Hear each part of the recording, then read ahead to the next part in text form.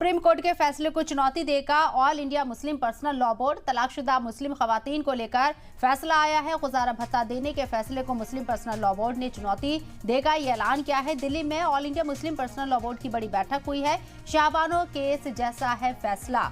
All India Muslim personal law board ने इस बात का जिक्र किया है। फैसला मुस्लिम खवातीन के लिए मुसीबत वाला है। दिल्ली में आज all India Muslim personal law board की बड़ी बैठक हुई और इस बैठक में तलाकशुदा मुस्लिम खवातीन को गुजारा भत्ता को लेकर आज सुप्रीम कोर्ट के फैसले की मुखालिफत की गई है। पर्सनल लॉ बोर्ड के मुताबिक सुप्रीम कोर्ट का फैसला शाहबानो केस जैसा है और ये कहा गया है कि कोर्ट का फैसला मुस्लिम महिलाओं के लिए मुसीबत वाला है। कोर्ट का फैसला शरिया के खिलाफ है। वाज़ेह है कि सुप्रीम कोर्ट ने यह वाज़ेह किया था जो मुस्लिम खवातीन हैं और तलाकशुदा हैं उन्हें गुजारा भत्ता तामुल तक दिया जाएगा और 1986 का जो कानून है उसका भी जिक्र किया गया था, लेकिन यहाँ इसे शरिया के खिलाफ बताया गया है। साथ ही साथ आपको ये भी बता दें सुप्रीम कोर्ट के फैसले को अब all India Muslim personal law board चुनौती देने जा रहा है। तलाकशुदा मुस्लिम खवातीन को लेकर जो फैसला आया है सुप्रीम कोर्ट का उसके खिलाफ वो पर्सनल लॉ बोर्ड जाता हुआ नजर आ रहा है और साथ ही साथ ये भी कहा है कि शरिया लॉ के खिलाफ है। ये हमने तकरीबन 8 रेजोल्यूशन मंजूर किए हैं।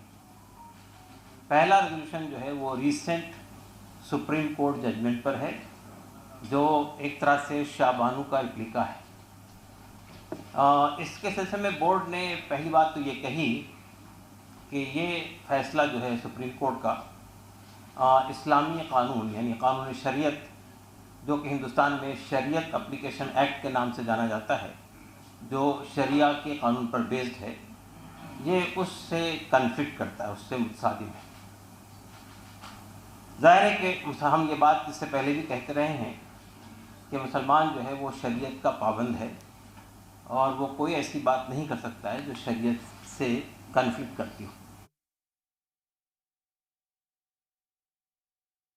तो हम समझते हैं कि मॉब लिंचिंग जो है उससे न सिर्फ ये कि रूल ऑफ लॉ ख़त्म हो रहा है, कानून की हुक्मरानी ख़त्म हो रही है, बल्कि दुनिया के देशों में भी हमारे देश की छवि बहुत बुरी तरह मुतासर हो रही है। तो मॉब लिंचिंग के इस एक्ट को स्टेट गवर्नमेंट जहाँ ये काम हो रहा है और सेंट्रल गवर्नमेंट उसको बहुत सख्ती से रोकना चाहिए और उनके खिलाफ जितने लोग कल्प्रिट्स हैं इसके अंदर उनके खिलाफ सख्त कार्रवाई होनी चाहिए, एग्जेम्पलरी पनिशमेंट देना चाहिए ताकि ये चीज़ कहीं और रिपीट को सिर्फ यूसीसी का नाम देखते हैं, यूनिफॉर्म सिविल कोड, और समझते हैं कि साहब इसके अंदर बहुत लिबरल अप्रोच इख्तियार किया गया होगा और बहुत फ़ायदे दिए गए होंगे। ऐसा नहीं है, बल्कि उसमें बिल्कुल आम तौर पर इस तरह की जो कोशिशें की जाती है वो मज़हब के ख़िलाफ़ होती है और उसमें ऐसे प्रोविज़न डाले जाते हैं जो मज़हब से कन्फ्लिक्ट करते हैं।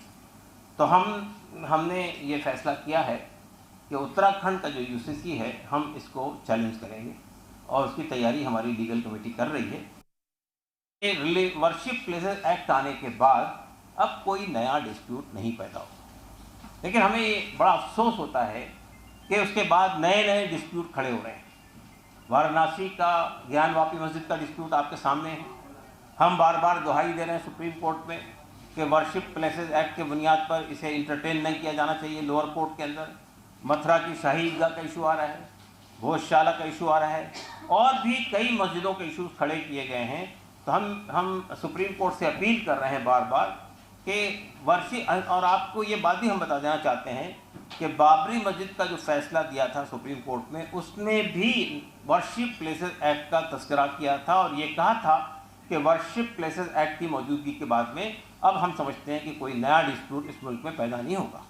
लेकिन वही सुप्रीम कोर्ट हमारी अपीलों को दरकिनार कर रहा है।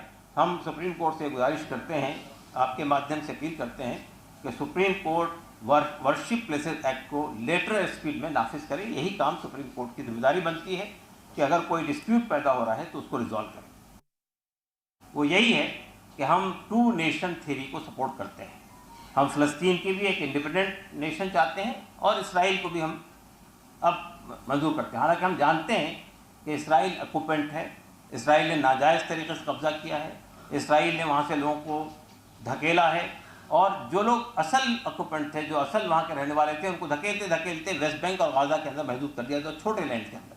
अब वहाँ भी पिछले 7 अक्टूबर से जो बम्बार्डमेंट हो रहा है, आप जानते हैं हज़ारों लोग, हज़ारों बच्चे, छोटे छोटे बच्चे, न्यू बॉर्न बच्चों को शहीद हो रहे हैं, घर तोड़ दिए गए हैं, बिल्डिंग ख़त्म हो गई है, ज़मीन पे पड़े हुए हैं, वहाँ पे भी उनको एड नहीं पहुँचने दी जा रही है, वहाँ भी वो दाने दाने के मोहताज हो गए हैं। और अफसोस की बात यह है कि दुनिया के बड़े देश अमेरिका, बरतानिया और भी यूरोपियन कंट्रीज़ जो है इस जुर्म में, इस घिनौने जुर्म के अंदर उनके साझी बने हुए, उनका साथ दे रहे हैं।